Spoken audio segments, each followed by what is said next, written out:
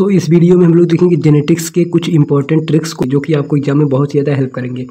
तो सबसे पहले हम लोग याद करेंगे मेंडेलियन डिसऑर्डर्स को। तो मेंडेलियन डिसऑर्डर को याद करने के लिए जो ट्रिक हम लोगों को याद रखनी है वो है हम सर्कस से कलरफुल थाली लाएं। हम सर्कस से कलरफुल थाली लाएं। हम से देखिए, हम से हो जाएगा हीमोफीलिया, सर्कस के सी से हो जाएगा सिस्टिक फाइब्रोसिस, से हो जाएगा सिकल सेल एनीमिया, कलर से हम लोग याद कर लेंगे कलर ब्लाइंडनेस, फुल से याद कर लेंगे फेनिल कीटोन्यूरिया एंड थाली से याद कर लेंगे थैलेसीमिया। सो मेंडेलियन डिसऑर्डर को हमने याद कर लिया बाय द ट्रिक हम सर्कस से कलरफुल थाली लाएं। हम से हीमोफीलिया, सर्कस से सिस्टिक फाइब्रोसिस, से सिकल सेल एनीमिया, कलर से कलर ब्लाइंडनेस, फुल से फेनिल कीटोन्यूरिया एंड थाली से थैलेसीमिया। सो नेक्स्ट हम लोग याद करेंगे कोडोमिनेंस के एग्जाम्पल्स को। सो कोडोमिनेंस के एग्जाम्पल को याद रखने के लिए जो ट्रिक हम लोगों को याद रखनी वो है अब कोसी की रोई। ठीक, एक लड़का बहुत ही ज़्यादा अपने आप से डिप्रेस है क्योंकि उसका कंपटीशन एग्जाम क्वालिफाई नहीं हो पा रहा, तो वो डिप्रेस होकर बोला है कि अब कोसी की रोई, यानी कि अब किस्मत को वो कोसे की रोए। सो ट्रिक क्या है? ट्रिक है अब कोसी की रोई। अब देखिए, अब के ए बी से हम लोग याद रखेंगे ए बी ब्लड ग्रुप, कोसी के को से हम लोग याद रखेंगे कोडोमिनेंस, जिसके एग्जांपल्स को हम लोग यहाँ पे याद कर रहे हैं। सी से हम लोग याद करेंगे सिकल सेल एनीमिया, रोई से हम लोग याद करेंगे रोन ऑफ कैटिल। सो कोडोमिनेंस के एग्जांपल को हमने याद रख लिया बाय द ट्रिक अब कोसी की रोई। अब कोसी की रोई, अब के ए बी से हम लोग याद कर लेंगे ए बी ब्लड ग्रुप, कोसी के को से हम लोग याद कर लेंगे कोडोमिनेंस, जिसके एग्जांपल्स को हम लोग यहाँ पे याद कर रहे हैं। सी से हम लोग याद कर लेंगे सिकल सेल एनीमिया, रोई से याद कर लेंगे रोन ऑफ कैटिल, यानी कि जो कैटिल का चमड़ी होता है उसका कलर, उसको बोलते हैं हम लोग रोन ऑफ कैटिल। नेक्स्ट हम लोग याद करेंगे इनकम्प्लीट डोमिनेंस के एग्जांपल्स को। सो इसके लिए जो ट्रिक हम लोगों को याद रखनी वो है, देखिए एक कोरेंस नाम के साइंटिस्ट थे, जो कि जा रहे थे मिर्ज़ापुर, बट उन्होंने रास्ते में एक सैड डॉग देखा। ठीक, मिर्ज़ापुर जाते वक्त उन्होंने रास्ते में एक सैड डॉग देखा। डॉग सैड क्यों था? क्योंकि उसकी फैमिली इनकम्प्लीट हो गई थी। ठीक, एक कोरेंस नाम के साइंटिस्ट थे, वो जा रहे थे मिर्ज़ापुर और उन्होंने मिर्ज़ापुर जाते वक्त रास्ते में एक सैड डॉग देखा। डॉग सैड क्यों था? क्योंकि उसकी फैमिली इनकम्प्लीट हो गई थी, यानी कि उसके बच्चे के ऊपर किसी ने गाड़ी चढ़ा दिया था, जिसके कारण उसकी जो है उसका बच्चा मर गया था। ठीक, ऐसा केस हम लोगों को अक्सर देखने को मिल जाता है रास्ते में, जो कि बहुत ही गलत बात है। लोग गाड़ी चढ़ा के चले जाते हैं जल्दबाजी में। तो एक बार फिर से हम लोग देख लेते हैं कि एक कोरेंस नाम के साइंटिस्ट थे जो कि जा रहे थे मिर्ज़ापुर और उन्होंने मिर्ज़ापुर जाते वक्त रास्ते में एक सैड डॉग देखा। और डॉग क्यों सैड था? क्योंकि उसकी फैमिली इनकम्प्लीट हो गई थी। अब देखिए, कोरेंस से हम लोग याद रखेंगे कोरेंस साइंटिस्ट जिन्होंने सबसे पहले इनकम्प्लीट डोमिनेंस को डिस्कवर किया। किसके अंदर? मीराबिलिस जलापा के अंदर। कोरेंस से हम लोग याद रखेंगे कोरेंस साइंटिस्ट जिन्होंने इनकम्प्लीट डोमिनेंस को डिस्कवर किया। किसके अंदर? मीराबिलिस जलापा के अंदर। ये सब चीज़ें एनसीईआरटी में दी गई हैं और बहुत ही ज़्यादा इंपॉर्टेंट है। अब देखिए, मिर्ज़ापुर से हम लोग सिंपली याद रखेंगे मीराबिलिस जलापा, जिसके अंदर कोरेंस ने सबसे पहले इनकम्प्लीट डोमिनेंस की डिस्कवरी की थी। देखिए, सैड के एस से हम लोग याद रखेंगे स्नैप ड्रैगन, ए से याद रखेंगे एंटीरिनम मैजिस, डी से याद रखेंगे डॉग फ्लावर। ये तीनों एक ही के नाम है। ठीक, इनमें आपको कंफ्यूज नहीं होना। स्नैप ड्रैगन का ही नाम होता है एंटीरिनम मैजिस एंड इसी का ही नाम होता है डॉग फ्लावर। डॉग से सिंपली हम लोग यही याद रखेंगे डॉग फ्लावर एंड इनकम्प्लीट से हम लोग याद करेंगे इनकम्प्लीट डोमिनेंस, जिसके एग्जांपल्स को हम लोग यहाँ पे देख रहे हैं। ठीक, तो इससे हम लोग को भूले गए। एक बार और ट्रिक को हम लोग देखते हैं कि कोरेंस नाम के एक साइंटिस्ट थे जो कि जा रहे थे मिर्ज़ापुर और उन्होंने रास्ते में एक सैड डॉग देखा और डॉग सैड इसलिए था क्योंकि उसकी फैमिली इनकम्प्लीट हो गई थी। कोरेंस से सिंपली हम लोग याद रखेंगे कोरेंस साइंटिस्ट जिन्होंने सबसे पहले इनकम्प्लीट डोमिनेंस की डिस्कवरी किसमें की? मीराबिलिस जलापा प्लांट के अंदर। सैड के एस से याद रखेंगे स्नैप ड्रैगन, ए से याद रखेंगे एंटीरिनम मैजिस, डी से याद रखेंगे डॉग फ्लावर एंड इनकम्प्लीट से याद रखेंगे इनकम्प्लीट डोमिनेंस। नेक्स्ट देखिए, ह्यूमन जीनोम प्रोजेक्ट के अंदर ह्यूमन के जो बेसिस थे, ह्यूमन के जीन्स के जो बेसिस थे उनको तो आइडेंटिफाई किया गया था। इसके अलावा कुछ नॉन ह्यूमन मॉडल ऑर्गेनिज्म भी थे जिनके जीन्स के बेसिस को भी आइडेंटिफाई किया गया था, जो कि एनसीईआरटी में दिया गया है। तो उन्हीं नॉन ह्यूमन मॉडल ऑर्गेनिज्म को हम लोग याद करेंगे बहुत ही सिंपल से ट्रिक के through. Non human model organism को याद रखने के लिए जो ट्रिक हम लोगों को याद रखनी वो है बर्ड क्राई। अब देखिए, बर्ड के बी से हम लोग याद रखेंगे बैक्टीरिया, ए से याद रखेंगे अरबीडोप्सिस, डी से याद रखेंगे ड्रोसोफिला, क्राई के सी से याद रखेंगे सिनोहाइब्रिडिस एलिगन्स, जो कि एक नॉन पैथोजेनिक नेमाटोड है। ठीक, आर से याद रखेंगे राइस एंड वाई से याद रखेंगे ईस्ट। बैड क्राई के बी से बैक्टीरिया, ए से अरबीडोप्सिस, डी से ड्रोसोफिला, क्राई के सी से सिनोहाइब्रिडिस एलिगन्स, जो कि एक टाइप का नेमाटोड है नॉन पैथोजेनिक। आर से राइस, वाई से ईस्ट। नेक्स्ट हम लोग याद करेंगे स्टॉप कोडॉन्स को, या इसी को बोलते हैं नॉनसेंस कोडॉन। सिंपली देखिए, यू तीनों में कॉमन है, तो यू यू यू हम लोगों को लिख लेना है। उसके बाद क्या करना है, उसके बाद हम लोगों को सिंपल सा ट्रिक यूज करना है कि आजा आ गए, आ जा आ गए, आ जा आ गए, आ जा आ गए। अब देखिए सिंपली हम लोग ऐसे लिख लेंगे, आ जा आ गए, आ जा आ गए। तो ये हो गया हमारा 3 स्टॉप कोडॉन्स जो कि एनसीईआरटी में दिए गए हैं, ठीक, और बहुत ही ज़्यादा इंपॉर्टेंट है। अब देखिए पहले वाले को हम लोग बोलते हैं ओकर एंड दूसरे वाले को बोलते हैं ओपल एंड तीसरे वाले को बोलते हैं अंबर। पहले वाले को हम लोग बोलते हैं ओकर, या कह सकते हैं पहले वाले का नाम होता है, या पहले वाले का नाम है ओकर, दूसरे वाले का नाम है ओपल एंड तीसरे वाले का नाम है अंबर।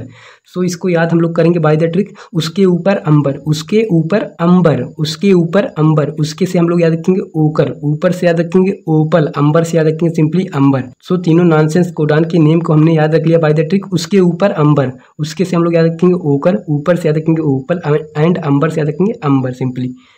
नेक्स्ट हम लोग काफ़ी ज़्यादा कंफ्यूज होते हैं कि स्प्लाइसिंग प्रोकैरियोट्स में पाया जाता है कि यूकैरियोट्स में पाया जाता है, पॉलीसिस्टोनिक जीन यूकैरियोट में पाया जाता है या प्रोकैरियोट में पाया जाता है। ठीक इसी प्रकार आरएनए पॉलीमरेज 3 टाइप्स का यूकैरियोट में पाया जाता है या प्रोकैरियोट में पाया जाता है। तो इसी के कन्फ्यूजन को हम लोग आज हमेशा के लिए दूर करेंगे बाय द ट्रिक। यूएस में आरती, यूएस में आरती, एक हमारी दीदी हैं जिनका नाम है आरती, वो रहती हैं यूएस में, तो वही सिंपली आपको याद रखना है कि यूएस में आरती, यूएस में आरती। अब देखिए यू से हम लोग याद रखेंगे यूकैरियोटिक, एस से हम लोग याद रखेंगे स्प्लाइसिंग, में से हम लोग याद रखेंगे मोनोसिस्टोनिक कंडीशन, आर से हम लोग याद रखेंगे आरएनए पॉलीमरेज एंड टी से हम लोग याद रखेंगे 3 टाइप्स। ठीक, तो देखिए यूकैरियोट में पाया जाता है स्प्लाइसिंग, यूकैरियोट में ही पाया जाता है मोनोसिस्टोनिक टाइप का कंडीशन, और यूकैरियोट्स में ही पाया जाता है 3 टाइप्स का आरएनए पॉलीमरेज। इसका जस्ट अपोजिट होता है प्रोकैरियोट में, यानी कि अगर यूकैरियोट में स्प्लाइसिंग पाया जा रहा है तो प्रोकैरियोट में स्प्लाइसिंग नहीं पाया जाएगा। अगर यूकैरियोट में मोनोसिस्टोनिक टाइप का कंडीशन पाया जा रहा है तो प्रोकैरियोट में पॉलीसिस्टोनिक टाइप का कंडीशन पाया जाएगा। अगर यूकैरियोट में 3 टाइप्स का आरएनए पॉलीमरेज पाया जा रहा है तो प्रोकैरियोट में 1 टाइप का आरएनए पॉलीमरेज पाया जाएगा। सो देखिए इन सभी कन्फ्यूजन को हमने दूर कर लिया बाय द ट्रिक यूएस में आरती, यूएस में आरती। एक बार और देखते हैं ट्रिक को कि यूएस में आरती, यू से याद रखेंगे सिंपली यूकैरियोटिक, एस से याद रखेंगे स्प्लाइसिंग, में से याद रखेंगे मोनोसिस्टोनिक, आर से याद रखेंगे आरएनए पॉलीमरेज एंड टी से याद रखेंगे 3 टाइप्स, यानी कि यूकैरियोटिक में ही अपना पाया जाता है स्प्लाइसिंग, इसी में ही अपना पाया जाता है मोनोसिस्टोनिक कंडीशन टाइप की जीन्स, एंड आर से याद रखेंगे आरएनए पॉलीमरेज एंड टी से याद रखेंगे 3 टाइप्स। ठीक, सो इसका जस्ट अपोजिट होता है प्रोकैरियोट में। सो नेक्स्ट देखिए जो टेम्पलेट स्ट्रैंड की पोलैरिटी होती है वो 3' to 5' डायरेक्शन में होती है। टेम्पलेट स्ट्रैंड की पोलैरिटी होती है 3' to 5' डायरेक्शन में, जबकि कोडिंग स्ट्रैंड की पोलैरिटी होती है 5' to 3' डायरेक्शन में। इसको लेके बहुत ज़्यादा कन्फ्यूजन होता है। तो देखिए इसको हम लोग दूर कैसे करें, तो देखिए टी से होता है टेम्पलेट स्ट्रैंड एंड टी से होता है अपना 3, यानी कि जो टेम्पलेट स्ट्रैंड की स्टार्टिंग होगी वो होगी 3' से। ठीक, टी से होता है टेम्पलेट स्ट्रैंड एंड टी से होता है 3, तो जो टेम्पलेट स्ट्रैंड की स्टार्टिंग होगी वो होगी 3' से, यानी कि टेम्पलेट स्ट्रैंड जाएगा 3' to 5', बच जाता है कोडिंग स्ट्रैंड, तो कोडिंग स्ट्रैंड जाएगा इसका जस्ट अपोजिट, यानी कि 5' to 3' डायरेक्शन में। अब देखिए हरगोबिंद खुराना, ओचुआ एंड नीरेनबर्ग को लेके काफ़ी ज़्यादा कन्फ्यूजन होता है, क्योंकि एनसीईआरटी में काफ़ी कन्फ्यूजिंग लैंग्वेज में इनके बारे में लिखा गया है, और ये काफ़ी ज़्यादा इंपॉर्टेंट है क्योंकि एनसीईआरटी में दिया गया है। अब देखिए हरगोबिंद खुराना और ओचुआ के बीच में बस एक ही डिफरेंस है।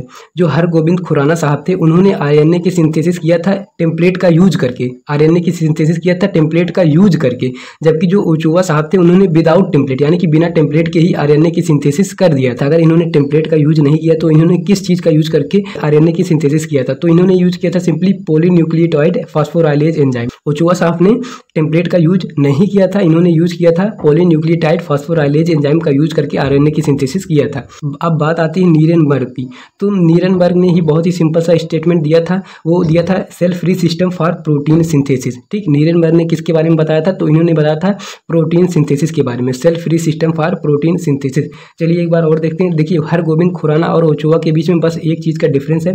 जो हरगोबिंद खुराना साहब थे उन्होंने टेम्पलेट का यूज करके आरएनए की सिंथेसिस किया था, टेम्पलेट का यूज करके यानी कि होमोपॉलीमर एंड कोपॉलीमर बेसिस का यूज करके आरएनए की सिंथेसिस किया था, जबकि जो ओचुआ साहब थे उन्होंने इन्होंने टेम्पलेट का यूज नहीं किया था, विदाउट टेम्पलेट ही उन्होंने आरएनए की सिंथेसिस किया था बाय यूजिंग पॉलीन्यूक्लियोटाइड फास्फोराइलेज एंजाइम। अब बात आती है नीरेनबर्ग की, तो नीरेनबर्ग साहब ने प्रोटीन सिंथेसिस के बारे में बताया था, cell free system for protein synthesis, यानी कि जो ऊपर के हरगोविंद खुराना एंड ओचुआ साहब थे उन्होंने आरएनए सिंथेसिस के बारे में बताया, जबकि जो नीरेनबर्ग साहब थे उन्होंने प्रोटीन सिंथेसिस के बारे में बताया, cell free system for protein synthesis. अब आगे से आप कभी भी कंफ्यूज नहीं होगी। अब नेक्स्ट हम लोग देखेंगे बैक क्रॉस को। तो देखिए बैक क्रॉस दो टाइप्स के होते हैं, एक होता है आउट क्रॉस एंड एक होता है टेस्ट क्रॉस। इसमें से सबसे ज़्यादा इंपॉर्टेंट है अपना टेस्ट क्रॉस। तो चलिए देखते हैं। तो सिंपली हम लोग ले लेते हैं मोनोहाइब्रिड एक्सपेरिमेंट को। ये हो गया हमारा मोनोहाइब्रिड एक्सपेरिमेंट का F1 जनरेशन। अब देखिए ये हो गया हमारा होमोजॉयगस टॉल प्लांट और ये हो गया हमारा होमोजॉयगस डॉर्फ प्लांट, या कह सकते हैं ये हो गया हमारा प्योर टॉल प्लांट, या कह सकते हैं ये हो गया हमारा प्योर डॉर्फ प्लांट। जब हम लोग इसको क्रॉस करवाते हैं तो हमको मिलता है heterozygous tall plant, heterozygous tall plant. जब हम लोग हेट्रोजाइगस टॉल प्लांट का क्रॉस करवाते हैं प्योर टॉल प्लांट से या होमोजॉयगस टॉल प्लांट से, तो इसको हम लोग बोलते हैं आउट क्रॉस, आउट क्रॉस। और जब हम लोग इसी हेट्रोजाइगस टॉल प्लांट का क्रॉस करवाते हैं प्योर डॉर्फ प्लांट से, या कह सकते हैं होमोजाइगस डॉर्फ प्लांट से, तो इसको हम लोग बोलते हैं test cross, test cross. So guys back cross दो टाइप का होता है, out cross and test cross. जब हम लोग हेट्रोजाइगस टॉल प्लांट को क्रॉस करवाते हैं प्योर टॉल प्लांट से, तो जब हम लोग हेट्रोजाइगस टॉल प्लांट को क्रॉस करवाते हैं प्योर टॉल प्लांट से, तो इसको हम लोग बोलते हैं आउट क्रॉस। और इसी की जगह जब हम लोग इसी हेट्रोजाइगस टॉल प्लांट का क्रॉस करवाते हैं प्योर डॉर्फ प्लांट से, तो इसको हम लोग बोलते हैं टेस्ट क्रॉस। सो देखिए एनसीईआरटी में कुछ इस टाइप से लिखा है, तो आपको कंफ्यूज नहीं होना। उसमें क्या लिखा है कि जब हम लोग F1 जनरेशन के हेट्रोजाइगस टॉल प्लांट को, F1 जनरेशन के हेट्रोजाइगस टॉल प्लांट को उसके डोमिनेंट पेरेंट से क्रॉस करवाते हैं, तो इसको हम लोग बोलते हैं आउट क्रॉस। सेम बात है, ठीक, सेम बात, जैसे मैंने बोला वही सेम बात है, कोई डिफरेंस नहीं है। और टेस्ट क्रॉस के लिए क्या दिया गया है, टेस्ट क्रॉस के लिए भी दिया गया है कि जब हम लोग हेट्रोजाइगस टॉल प्लांट को उसके रिसेसिव वाले पेरेंट से, तो इसको हम लोग बोलते हैं टेस्ट क्रॉस।